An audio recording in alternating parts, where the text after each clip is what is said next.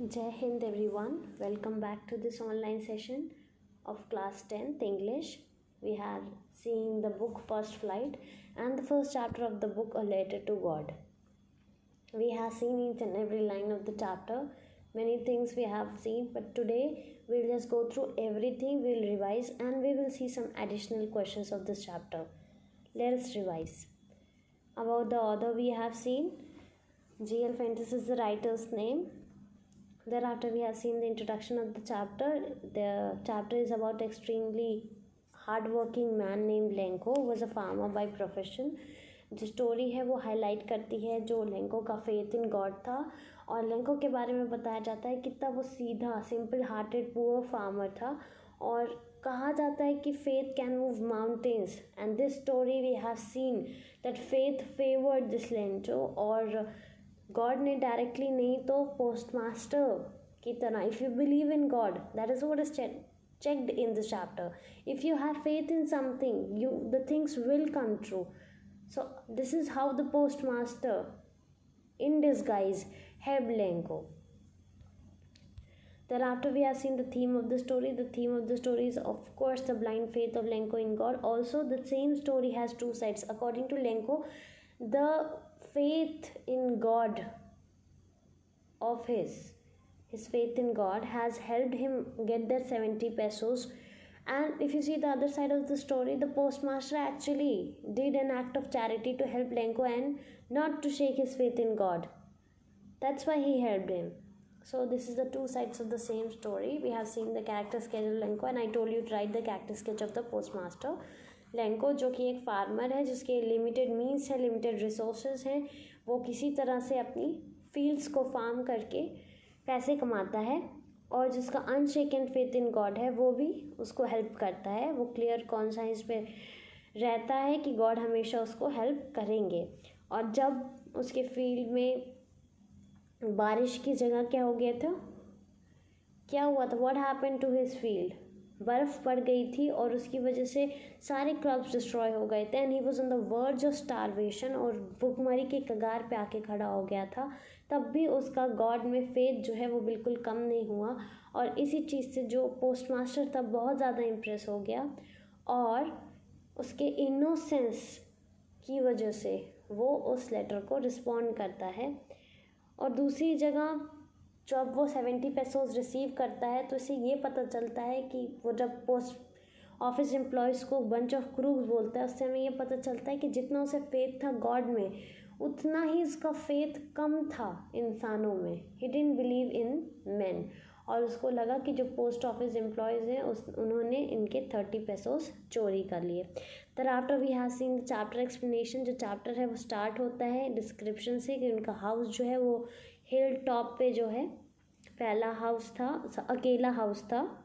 और difficult words also we have seen. Entire की meaning होती है होल, क्रेस्ट है top of the hill, dotted with, marked with, harvest मतलब crop, downpour मतलब रेनफॉल, हैवी रेन, शावर मतलब light rain हल्की सी बारिश, इंटीमेटली मीन्स क्लोजली और वाटर यहाँ पे रेफर करता है रेनफॉल को. ये है चैप्टर नंबर पेज नंबर 3 पे जो भी डिफ़िकल्ट वर्ड्स थे.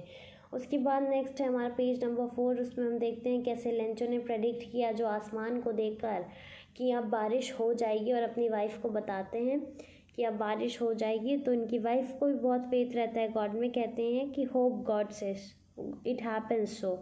फिर उसके बाद बारिश होना शुरू हो जाती है और वो बताते हैं अपनी वाइफ से कि देखो बारिश हो रही है, ये बारिश नहीं है, ये कॉइन्स हैं, ये पैसे हैं जो बरस रहे हैं.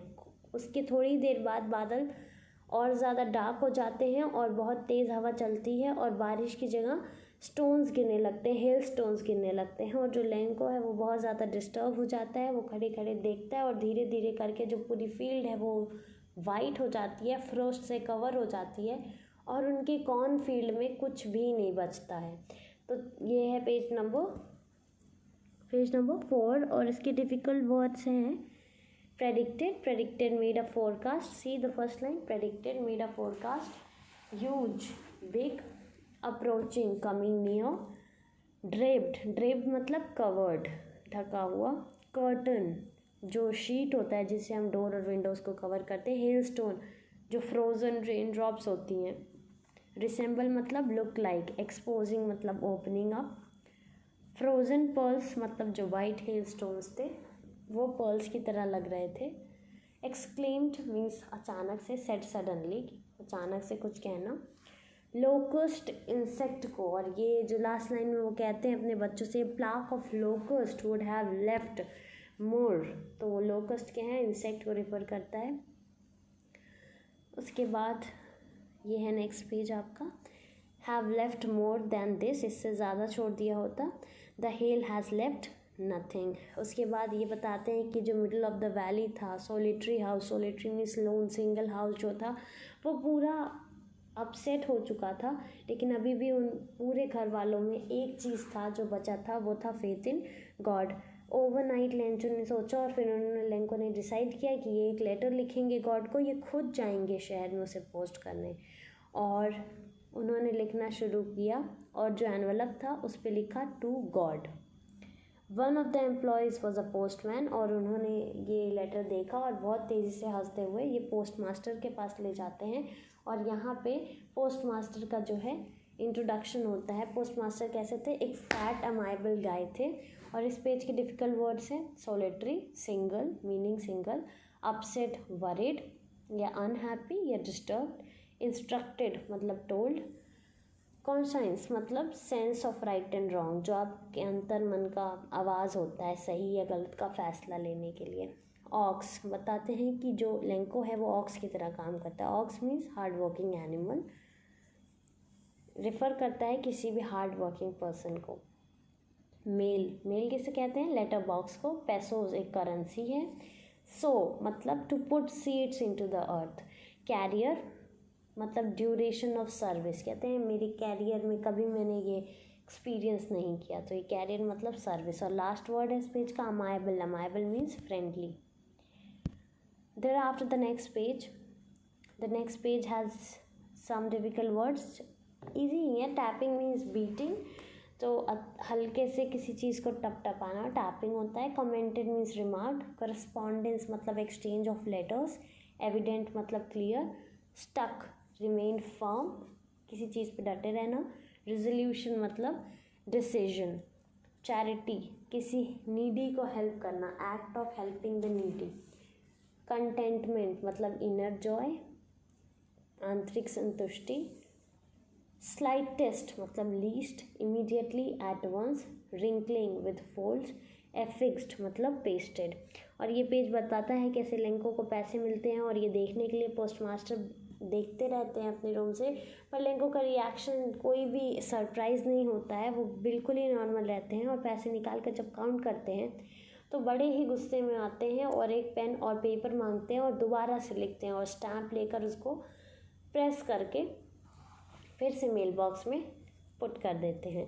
उसके बाद जो पोस्ट मास्टर थे इनको बड़ी उम्मीद थी, इसीलिए ये जल्दी से गए लेटर पढ़ने के लिए, जो कि नेक्स्ट पेज पे है। The moment letter fell into the mailbox the postmaster went to open it, और उसमें लिखा क्या था, god of the money that you gave only 70 pesos reached me. और ये बताते हैं कि जो आपने पूरा पैसा भेजा होगा, आपसे तो गलती हो नहीं सकती, पर जो पैसा आपने भेजा उसमें से सिर्फ 70 पेसोज मुझे मिले, और बाकी पैसे जो हैं ये पोस्ट ऑफिस एम्प्लॉयज़ ने चोरी कर लिए या रख लिए या छुपा दिए या मिसप्लेस कर दिए। और ये पोस्ट ऑफिस एम्प्लॉयज़ को बंच ऑफ क्रूक्स कहते हैं। Bunch means gang, crook means dishonest people. Now let's see the page wise questions that can be made. पहला था what did Lanco hope for. आपको क्या लगता है किस चीज़ की उम्मीद थी स्टार्टिंग में चैप्टर के, लेंको को किस चीज़ की उम्मीद थी? He hoped for what? That it would rain soon because the crop in his fields needed rain. जो उनके फील्ड में क्रॉप्स थे उनको किस चीज़ की ज़रूरत थी?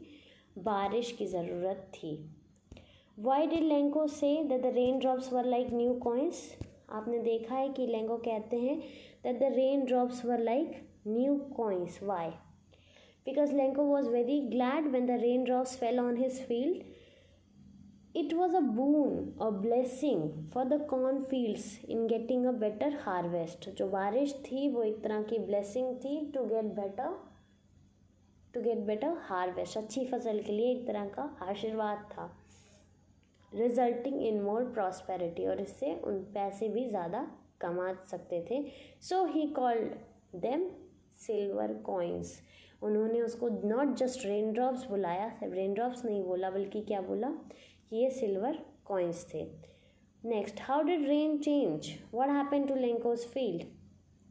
Earlier the rain was mild. Suddenly a strong wind began to blow. After that the rain changed into large hailstorms, which truly looked like new silver coins. और इस बार जो hailstones पड़े थे वो actually कैसे लग रहे थे, silver coins की तरह चमक रहे थे. और जो hailstones थे इसने destroy कर दिया Lenko का crop totally. All the leaves and flowers were gone. And Lenko also says that even flock of locust would have left more than this. Next question. See, I'm saying the question. Pause the video. See this. See, the page is opened in front of you. See the page and answer the questions. And then you can press the play button and listen the answers. So the question is, what were Lenko's feeling when hail stopped? When the hail stopped. Pause the video, write the answer, think of the answer. Lenko की feeling क्या थी जब hail stop हुआ? I'm giving you time also. Think. Let's see the answer. When the hail stopped, after an hour or so, Lenko noticed how all his crops were destroyed. जब एक घंटे बाद hailstorm रुकता है, hailstones गिरना बंद हो जाते हैं, तब Lenko नोटिस करते कि उनके पूरे क्रॉप्स डिस्ट्रॉय हो गए. He felt that he and his family would have nothing to eat that year, or he was heartbroken and hopeless. He could see a bleak future for him and his family. So this is from this page. Next page. Why did Lenko write a letter to God? Lenko had no friends to help him out. But he had firm faith in God. He hoped that God would not let him die. So he wrote a letter to God to ask him for 100 pesos.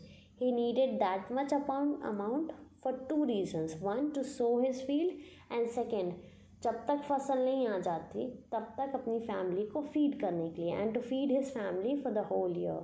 Who read the letter? The postmaster read Lenko's letter. What did postmaster do that? After that, what did postmaster do? Since the postmaster was a kind-hearted man, he was deeply touched by Lenko's faith in God, and he decided to raise 100 pesos to help him. But with all his contribution and help from his friends and employees, he could only collect 70 pesos. Thereafter, page number 7, you can see. Was Lenko surprised to get a letter or to get money in it? No. Why? Because he had a firm faith in God. What made Lenko angry? When Lenko counted the money, he found only 70 pesos, and because of that he became angry because he thought that post office employees might have taken his 30 pesos. Thereafter, who does Lenko have complete faith in? As throughout the chapter we have seen that Lenko has complete faith in God. Which sentences in the story tell you that? This is an NCERT question. All through the night he thought of his last hope, the help of God. This is a very firm statement to tell this, that Lenko had complete faith in God. So this we have seen, only these many questions could be made. Also see, many long answer questions can be also made from this chapter. Extract based question also can be made. So you can try making questions yourself also. See, how can the long answer questions be made? One question can be Lenko's letter to God, blaming the post office employees, show that he had staunch faith in God. He had complete faith in God. Explain this. One question, his faith in God. Second question, in this materialistic world, there are crooks who keep looking for opportunity to dupe others. But in spite of this, there are people like Postmaster who, instead of laughing or ignoring Lenko's letter, goes out of his way to help him.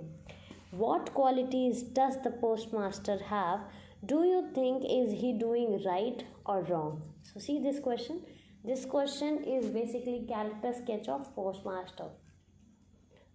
One more question. It is said that faith can move mountains, but what should one put his faith in? किस चीज़ों में इंसान को faith करना चाहिए, विश्वास करना चाहिए? How does this story, what delicacy, how delicately Lenko has put forward what his faith in God and how he handles his crisis, explain this. I'm repeating the question. It is said that faith can move mountain, but what should one put his faith in? How does this story puts forward the way Lenko handles his crisis? I hope you'll do the question. If you are thorough with the chapter, now you must be thorough with the chapter. Since we have seen many times this chapter, you can refer to the previous videos if you have not seen. You can go through the videos. You can go through the chapter. You can go through all these question answers. That's all for today. You can also go to the video of 10th syllabus, the syllabus video. What all syllabus is there? That video is also there. Thank you. Have a good day. Please go through the questions and try to answer the questions. See, again and again I am repeating, if you prepare this chapter, you will be preparing this chapter for your board exam. एक chapter आपका board के लिए तैयार हो जाएगा. So be serious. Keep studying. Have a good day.